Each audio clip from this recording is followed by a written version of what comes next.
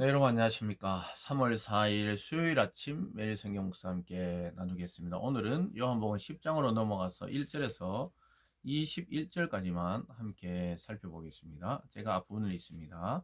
내가 진실로 진실로 너에게 이르노니 문을 통하여 양의 우리에 들어가지 아니하고 다른 데로 넘어가는 자는 절도요 강도요 문으로 들어가는 이는 양의 목자라. 문지기는 그를 위하여 문을 열고 양은 그의 음성을 듣나니 그가 자기 양의 이름을 각각 불러 인도하여 내느니라. 아멘. 밑에서 한 군데를 더 보겠습니다. 11절입니다. 나는 선한 목자라. 선한 목자는 양들을 위하여 목숨을 버리거니와 삭구는 목자가 아니요 양도 제 양이 아니기에 이리가 오는 것을 보면 양을 버리고 달아나나니 이리가 양을 물어가고 또 해치느니라. 아멘. 오늘 본문의 내용을 중심으로 나는 선한 목자라. 나는 선한 목자라라는 제목으로 말씀을 증거하겠습니다. 이 세상에는 사람들에게 유익을 주는 사람도 있지만 사람들을 해치고 또 사람들을 해코지해서 자기의 유익을 차지하는 사람들도 많이 있습니다. 오늘 예수님께서는 이 이스라엘 땅에 왔을 때 목자와 강도에 대해서 또 선한 목자와 사꾼 목자에 대해서 오늘 본문에서 이야기하시면서 그리스도와 또 거짓 목자들에 대한 그 비교를 하고 있는 것을 보게 됩니다. 아주 놀라운 것은 선한 목자는 양을 위해 자기 목숨을 내어주는 사랑을 가지고 있는 목자라고 이야기하고 있습니다. 주님께서는 이 말씀처럼 자기를 십자가에 내어주는 사랑으로 우리를 구원해 주신 참된 목자였습니다. 그러나 그 당시 유대 종교 지도자들과 또 바리새인이나 서기관이나 제사장들은 종교적인 옷을 입고 있었지만 백성들의 그 종교적인 행위를 통해 자기들의 부를 축적하고 권력을 축적하던 사꾼 목자였다는 것을 주님이 이 비유를 통해 말씀하고 있습니다.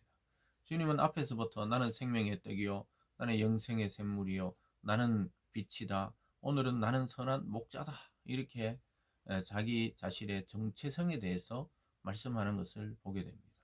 우리는 양을 키우는 문화가 아니니까 잘 모를 수 있지만 그 당시 이스라엘 사람들은 예수님의 이 비유를 즉시 알아들을 수 있었던 것입니다. 자기들의 양을 키우는 문화였기 때문입니다. 그래서 예수님은 오늘 크게 보면은 이 두 가지를 이야기합니다. 목자는 자기 양의 음성을 알고 자기 양도 목자의 음성을 안다는 거예요. 그래서 수많은 양들이 있어도 그 양떼 중에 자기가 키우고 먹이를 주는 양들은 이 목자의 음성과 이 목자의 손길을 느끼고 아는 거예요. 그리고 목자도 알지만 양도 그의 음성을 안다고 이야기합니다. 거기 보면요 이렇게 말합니다. 2절입니다. 문지기는 그를 위하여 문을 열고 양은 그의 음성을 듣나니 그가 자기 양의 이름을 각각 불러 인도하여 내느니라. 자기 양을 다 내놓은 후에 앞서가면 양들이 그의 음성을 아는 고로 따라오되 타인의 음성은 알지 못하는 고로 타인을 따르지 아니하고 도리어 도망하느니라. 사랑하는 여러분, 하나님은 우리의 음성을 듣고 계세요. 우리의 기도를 듣고 있습니다. 그리고 하나님의 음성도 우리는 말씀을 통해 들을 수가 있는 것이죠. 그래서 서로 목자와 양은 이런 유기적인 관계로 엮여져 있는 것입니다.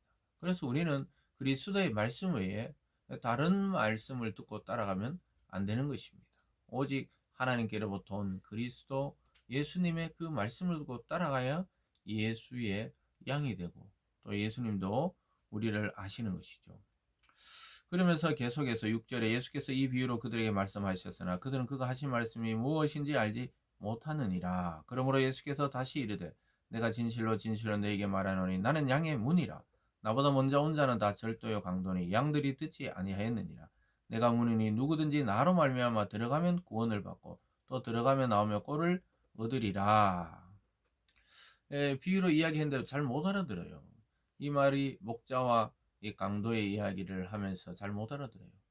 목자가 오는 것은 양을 통해 꼴을 주고 또 물을 주고 양식을 주기 위해 오고 또 푸른 초장으로 인도하기 위해 오지만 강도는 목자인 척 하면서 와서 양을 잡아가려고 오는 것입니다.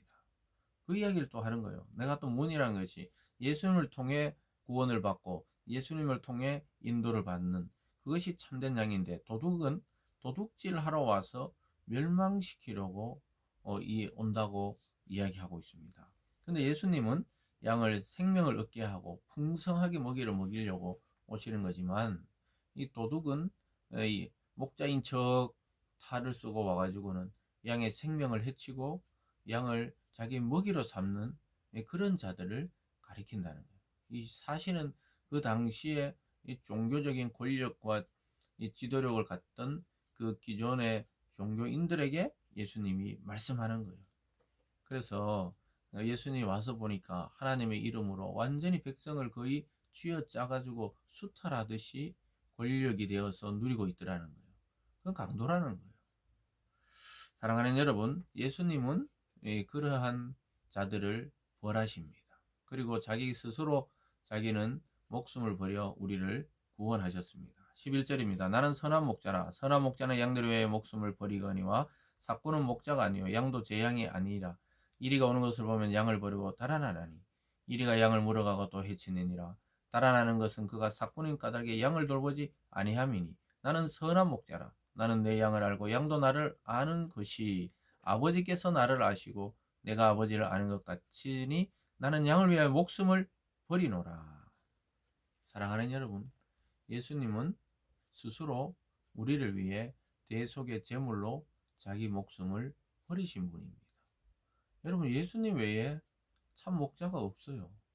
우리는 그의 하신 일을 증거할 뿐이지 우리가 그리스도처럼 될 수가 없어요. 인간은 전부 자기 본위로 돌아갑니다. 결국 결정적일 때는 자기가 살아야 되기 때문에 남을 돌볼 겨를이 없어요.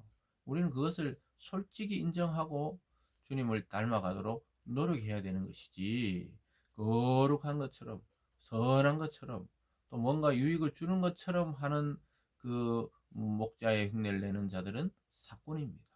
그런 모습으로 결국은 성도들과 사람들의 그 고혈을 짜내듯이 짜내서 자기가 부를 누리고 이익을 누리고 권세를 누리고 자기가 하나님 대신 경배받고 이런 모양이 되어버리는 것이죠. 예수님은 그것을 지적하고 있습니다. 자기는 양을 위해 목숨을 버린다는 거예요. 그러면서 또 이스라엘 외에 이방인들의 구원까지 이야기하십니다. 여기 16절에 보면요. 또 이 우리에 들지 아니한 다른 양들이 내게 있어 내가 인도하여 할 터이니 그들도 내 음성을 듣고 한 무리가 되어 한 목자에게 있으리라.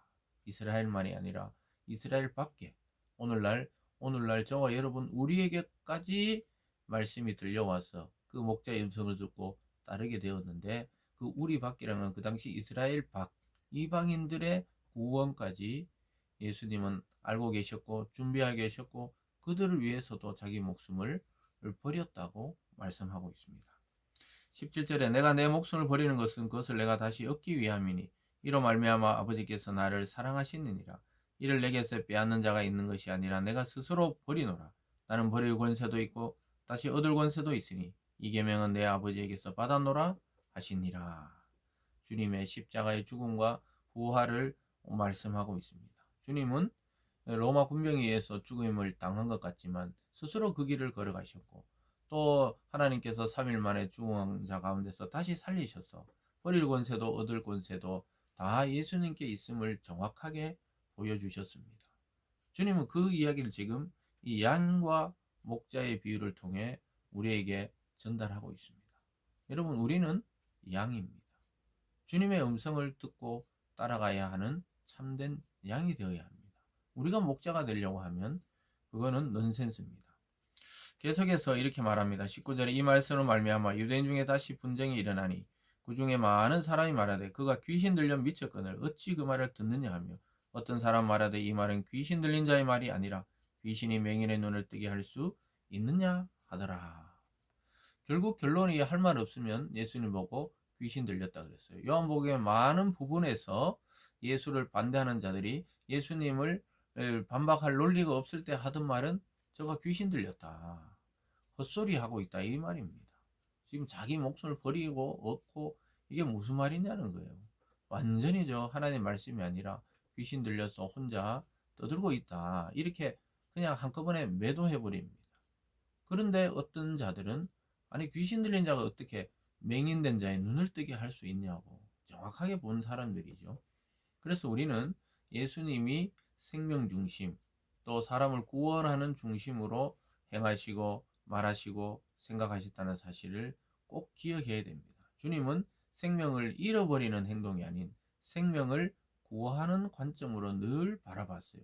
그날이 평일이든 안식일이든 또 이방인이든 유대인이든 주님께 나오는 모든 자는 치유받고 귀신 추방받고 구원에 이르게 된 사건들을 우리는 계속 보고 있습니다.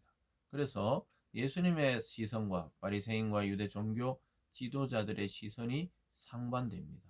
그들은 어떻게 해서든지 종교적인 이러한 행위와 삶을 통해 자기들의 이익을 보려고 했고, 예수님은 하나님께로 보냄을 받아서 온 인류의 문제인 죄의 문제, 죽음의 문제, 사탄의 문제를 해결하시고 자기 목숨을 대신 내어줌으로 우리를 구원하는 생명의 관점, 구원의 관점으로 늘 세상과 삶을 또 사람을 바라보셨다는 사실이죠.